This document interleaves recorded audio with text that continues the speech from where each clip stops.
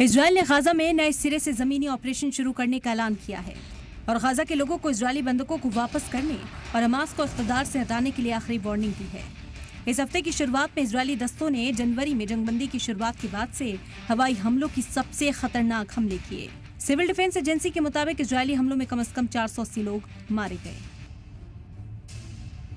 Israeli फौज ने कहा कि उसने सेंट्रल और साउथ गाजा में टारगेटेड जमीनी ऑपरेशन शुरू कर दिए, जबकि इजराइल ने जंगबंदी टूटने के बाद अपनी ताज़ा बमबारी जारी रखी है। भागते हुए शहरियों की लंबी कतारों से गाजा की सड़कें भर गई हैं। इजरायली फौज की तरफ से गाजा के लोगों से इलाका खाली करने की अपील के बाद छोटे बच्चों वाले परिवारों को नॉर्थ गाजा छोड़कर साउथ के इलाके की तरफ जाते देखा गया। जंगबंदी नाकाम करने पर आलमी मजम्मत के बावजूद इजराइल ने गाजा के लोगों को वार्निंग दी है कि आने वाला वक्त और ज्यादा मुश्किल होगा। इजराइल के वज़ीर दिफा इजराइल कैट्स ने उनसे बंधकों को वापस करने और हमास को हटाने के लिए कहा है।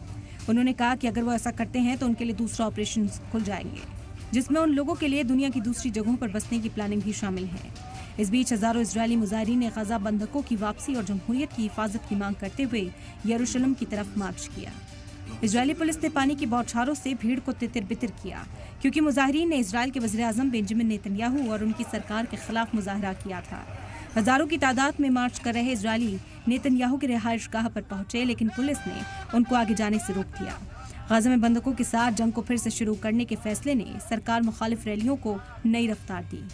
हमास ने अभी भी 59 बंधकों को बंधक बना रखा है, जिनमें से 24 के जिंदा होने के इम्कान है।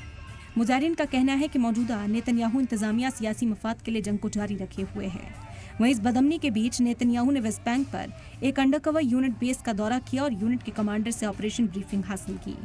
नेतन्याहू ने कहा कि क्योंकि इजराइल गाजा में हमास के खिलाफ तेज जंग छिड़ रहा है, इसीलिए उन्हें इस बात का एहसास है कि वेस्ट बैंक पर एक और बड़ा और ज्यादा शिद्दत वाला महाज खोला जा सकता है। ब्यूरो रिपोर्ट, सलाम टीवी।